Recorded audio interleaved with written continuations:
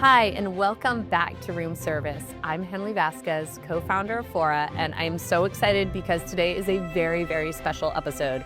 We are here at the Salamander Resort in Middleburg, Virginia, my home state.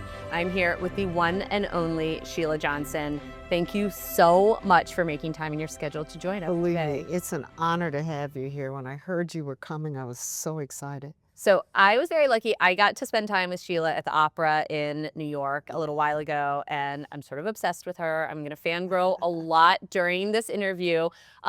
You have done so much from media and entertainment to sports, hospitality. When you were a little girl, like, what did you imagine you would be doing? Is this what you dreamed of? No, not at all. I was a violinist. A violinist? Yeah, that was the first act in my life. Oh. And I started playing the violin at 9 years old, so I was kind of a late bloomer. But I practiced very hard and continued to play the violin, majored in the Fine Arts School of Fine and Applied Arts at the University of Illinois, still connected with the school, then went on to play with orchestras in Chicago, and believe it or not, in the Princeton area. Oh my gosh. Yeah. One of the things that I think now people are thinking about you with the opera and hospitality, but you also co-founded BET. Right. And when you think about what arts and community and culture was there, can you talk a little bit about that? Well, you know, that was an interesting time. It was the birth of all of cable. That's when CNN, MTV, you name them, they were being born. And we also had started District Cablevision, so that's how the cable got into DC. But the thing that we realized, there was not a network that was really answering the voice of African Americans. And that's how we got started in the cable business. What did that feel like when you actually started to see where it was going? Because it became something very big. There's so much of the African American communities, just really, they talk about BT. You mentioned the hotels, but when they see BT, you can hear the roar of the audience come out. It was an important moment, a very important moment. And you know, this is almost like full circle, and we can get into this later, but it's something that I've really kept my eye on to make sure that the minority community is represented. You know, it's not just with BET, but even as I've gone into the hotel business, what I'm doing here is I'm trying to make sure that diversity is there. And here. Which I don't think is much everywhere. of You don't. in the broader world. And so many people don't understand it. What you have done, not only in terms of fighting for the voice of the African American community, but the broader arts community as well, which is struggling. The ballet, the theater, the opera. Constant. It's constant. And you're such a supporter, but you've brought it in here actually to the Salamander. So maybe you can share a bit about what you're doing, because I think a lot of people, if you're local in this community, you're going to hear about it, you're going to be engaged. But for the rest of the world, we're 40 minutes from one of the major airports. They should be coming in for what's happening. I wanted to bring the arts in here because all of this is art. The way the place looks is art. All of the photographs on the wall are my photographs. You know, I've taken all of that. Yes. And so it's just a case where the arts play a really important part here. So what I've done is I brought the American Ballet Theater in here from New York, setting up a grand stage on the lawn and bringing the community out, and they sit on the blankets, you know, but I was able to raise money for the local community center. So, you know, we have to talk about that bottom line. It's not only bringing experiences here, but also how do we help the community? We have a film festival where we bring in 31 of the films that are on their way to Oscars. These aren't just regular films. These are Oscar-bound films. And there's the culinary aspect, too, which just peaks this weekend with the Henley reunion. So we bring in 43 of the top chefs of color, both men and women. These are chefs that are, you know, Michelin, they're James Beard winners, but they don't get the attention that's needed. And it's taken me, we just finished our 5th year with Food and Wine and bringing this event here. And we get 1,200 people come here to really experience what these chefs can do. Yeah. Because what people don't realize that the food in this country is on the backbones of the slaves. And that's such a big deal to not only put a spotlight on a community, but to be willing to have the hard conversations, to be willing to make people understand things that might be a little bit uncomfortable, to be confronted with some of these truths, I think is so important. And you've got this way to do it while everyone is, like you said, And we the do it in a background. kind, loving way without having it in your face. You know, and not only that, we also have an author series where we bring authors in of all cultures that they can talk about their books and what they've done. And it's just amazing. And we get a good crowd that comes in here. I love it. And I think speaking of food, we've got some arriving. Oh, how beautiful. Thank you. We do such a great job here, I tell you. It's so good. And for me being a Southerner, I'm just happy to be back where it's my style of eating. This is very healthy though. Thank you for not throwing the messy food at me this week. And then there's the croissants. And you know, we're really known for our butterscotch scones. Oh. I had one last night. Did you really? Yes, I did. Was it on your turn? It was. Okay, It was great. very good. Probably not the healthiest choice before dinner, but That's or before bed, but okay. making it. That's okay. Now that we have some food, actually, why don't we move into talking a little bit about the Salamander, where we're sitting right now. Now, I told you a little bit before this that this place, actually, I've been here many, many times. My last, I think it was the last trip I took with my father was here. Because this was such a great space where, you know, as a family, you could connect, as in, you know, my dad could sort of not have to move around a bunch, but still be with his grandkids. This is a space that's really special to a lot of people. Tell us a little bit about, well, first of all, the name, and then I want to hear, how did you build this? Okay. Well, what people don't, absolutely. Thank you. We're at it. What people don't realize, this is the crown jewel of the Salamander Collection. This was conceived way back. I really had it in my mind since 2005. Did you? Yes, and it has taken us a while to get this built, but I came up with the name before the shovel went into the ground. Okay. So a broker brought this land to my attention, and it belonged to the late Pamela Harriman, who was the ambassador to France. Yes. Keep the French thing in mind, because there's a theme here. And I will never forget, even before she passed, I was at Ron Brown's funeral at the National Cathedral. She was sitting in the same pew with me. She had gorgeous red hair. She just looked stunning in this emerald green suit with a fur. Emerald green. And she just happened to look at me. Now, I'd never met her. And she leaned forward and blew me a kiss. Oh. Now, I believe in coincidences. And then that was the last time I saw her. Then shortly after that, I don't know whether it was sure, I don't know what the time was, but then she passed away. The broker came to me, wanted to know if I was interested in this land. And they said it belonged to Pamela Harriman. Well, that sent shivers up my spine. She was like sending it to you. I'm almost certain of it. I'm almost certain of it. So anyway, but now we're going to go back again. Before I even looked at this, I had bought a farm 4 miles from here. And when I looked at it, it didn't have a for sale sign. I was taking my daughter to a horse show. I fell in love with the view because it looks right out on the Shenandoahs. I called a real estate agent and I said, by any chance, is that farm for sale? And she said, no. And I said, well, who owns it? Well, that owner at that time, and it only been in there a few months, was Bill Ildesacker. And I'd heard that name. His brother was a professor at Princeton. Oh. I don't know what kind. And so anyway, I said, can you get a hold of him? Okay. And she said, yes. He says, it's not for sale. I said, look, anything's for sale. Right. Anything's for sale.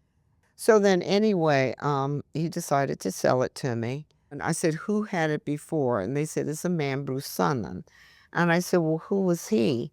And they said, well, he was a fighter pilot who was shot down over Nazi-occupied Belgium. His entire unit was captured and put into a POW camp. He was able to escape. He went across Europe on bicycle. You know, this was all during World War II. And The U.S. came to him, they came, they said, your entire unit is in this POW camp and we've got to get them out. We're going to give you the code name Salamander.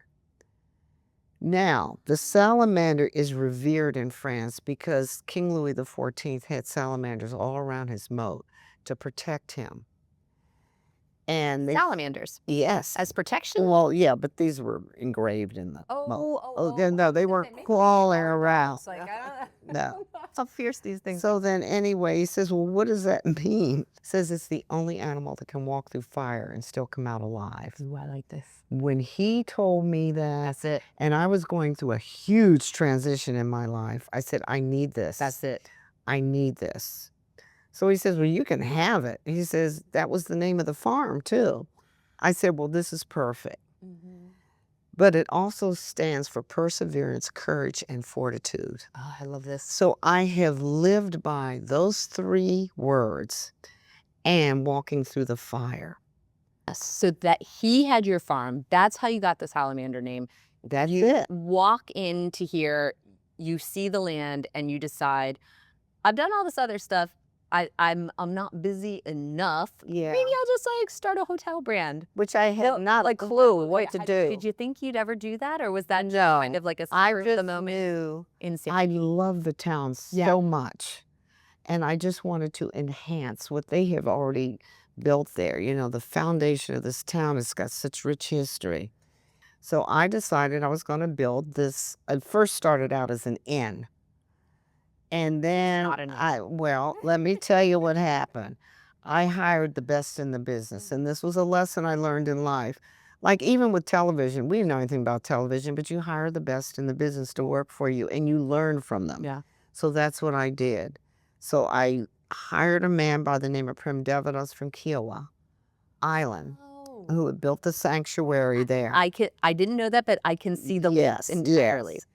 And I remember I was just so nervous because I had made some mistakes in the very beginning. And I found out that as a woman, you're a target. Yeah. You know, those men will come after you and they don't care about you, but they just want to get a little piece of it. Yeah. And they think they can get away with it. And they do. Not with you. And I went down there and I had the plans under my arms. I was so nervous. I said, I hope this man takes this job. So I went down there and just laid out my vision, and he was very good about patience and listening to me. And I said, if I'm going on and on, he said, keep going. And I just laid out my vision, and he said, give me a couple of days and I'll get back to you. So I held my breath for 2 days, and he called and he says, I'll take the job. I'm holding my breath right now. Yes. And so then I said, it's up to you to put the team of people that you need to execute this vision. So it took a long time to get this resort approved. As you know, any kind of construction project takes a while. You know, and there were people that didn't want any change around here. So, you know, there's a lot of headwinds there. But I said, you know what? I can't go back now. I've done so much work on this. The design has been done, and I've just got to do it. Walk through the fire. And we started walking through, I mean, our feet were on hot coals. I mean, they were on hot coals. We went through, you know, just a lot of meetings and everything. 10 years later, we finally get approved. I can't believe he hung in with me that long. And it's been a journey. It's been a journey. What a journey. And I have put my heart and soul into this place. And, you know, I did the feasibility study even before I met Prem. And I knew that if I built it, they would come. Well, and I think you are, if I'm right, one of only 13 hotels in the world that have the 5-star rating, both for dining and spa and restaurant. Yeah. Yeah. Yes. And we also have a Michelin rating. Yeah. That's exceptional. I think it's like we're in rural Virginia. People don't think of this as sort of the hotbed. You know, they're thinking of palace hotels in France, but this is one of only 13 in the world. Which is incredible what you can do when you think about sort of, okay, my background's not in hospitality. And we hear that a lot of people that come into hospitality, and actually it's the creativity they bring from outside that creates something really exceptional inside. Well, you know, I used to teach school a lot, and I was told that some of the best teachers are the ones that were not trained in teaching or education because they can see outside the box and they bring so many new ideas because I think so many people are programmed in college to be this, that, that, and this. Yeah. And it worked. Yeah. You know, so what my guys, you know, cross the I's, dot the T's, put the nails in and everything. I come up with the ideas. And they're like, are you nuts? I said, nope, let's do this. It'll work. And that's what keeps it fun. And, you know, even when we just finished our food and wine event, to have all the employees come out and, you know, at the end, and they got a 3-minute standing ovation from all the guests that were in the audience. To feel like they're a part of this. Yes, and they look forward to it. I've never seen a happier group of employees. And I get to know them. I get to know their names. I give them hugs. They give me hugs. I'm probably an HR nightmare. But I just love my employees. My team would say the same thing about me. Okay. We love it, right? So this didn't end here. And I think that's what people know the Salamander in Middleburg. Yeah. And they know now the Salamander in DC because that has the same name. You also have Florida, Jamaica, Aspen, Charleston, of course, the Bennett. When you've thought about expanding into other places, what made you say, yeah, that feels right for me? Because you're not going everywhere. You're picking the ones that fit you. My original idea was to just have this, but then you can't keep staff. Yeah. Executive teams. They want to expand. I was kind of pushed into that direction. And I said, okay, we'll do that. They're making me eat. I'm going to listen to you, but okay. She's pointing at me. Yes, and I'm going to take some water. She's going to come over and feed me herself if I don't. Yeah, you really should try. Okay, well, do another one of those. Another one of these? Yeah. Don't mind if I do. Yeah, you're thin enough. You need a little meat on your bun. Is adding it on? Yeah. I love them too. So good though. It's really good. Right. This is our signature scone. It's so good. Isn't that good? Do you have them in all your properties? No, just this one. Just this one. We have signature dishes in all of them. Each property has distinctive food. In Aspen, it's our West End Social Restaurant. In DC, we have one of the highest rated restaurants called Dogon. Yeah. And it's Kwame Anawachi's restaurant, which he has the Afro-Caribbean style. You can't even get in it. Yeah. So every one of our hotels has their signature. And our food is just terrific. And we change with the seasons because we're very seasonal out here. Yeah. I just think it's incredible when you look at that and you think along the way where you have pushed the boundaries in terms of Black entertainment, in terms of culture, in terms of women in hospitality. How many female hotel owners are there to this day? And then into sports, and then how inspiring it is as a female founder myself to see somebody who just said, I don't care what's been done before. I'm going to do it this way right now. Yeah, I don't think of it that way. It's just the opportunities come along, and you have to be smart enough and have the instincts to say, oh, I'm going to just go right through that door and make it work. Yeah. You know, and I think that I've been very fortunate, even though all the fires that I've walked through, I think that there's something, the man from upstairs saying, Sheila, let's move. Let's do it. It's amazing. Well, speaking of things you've walked through, you are about to walk through our rapid fire. I'm ready. Okay. Favorite sport to watch? Women's WNBA team. That was easy. Yeah, that was an easy one. One thing you can't live without in a hotel room? My toothbrush. Okay. What about the one thing that needs to be here when you get here? A really good mattress with wonderful sheets. Oh, okay. That's a good one. Yeah. That's a good one. Place that you're dying to go next that you haven't been before? That I haven't been before, I would say Singapore. Ooh, good one. And then last, a woman in business who inspires you. Or do you just look in the mirror and go, me? I have two. Okay. Melody Hobson and Martha Stewart. All right. Well, very good. Okay. Thank you so much. You're welcome. And thank you, everybody, for joining us for really the room service that I was most intimidated to do because she's so impressive and I don't often get to spend time around people like this. So thank you, Sheila, so much for sharing everything about your story with us. And thank you, everybody, for tuning in to Room Service with Fora.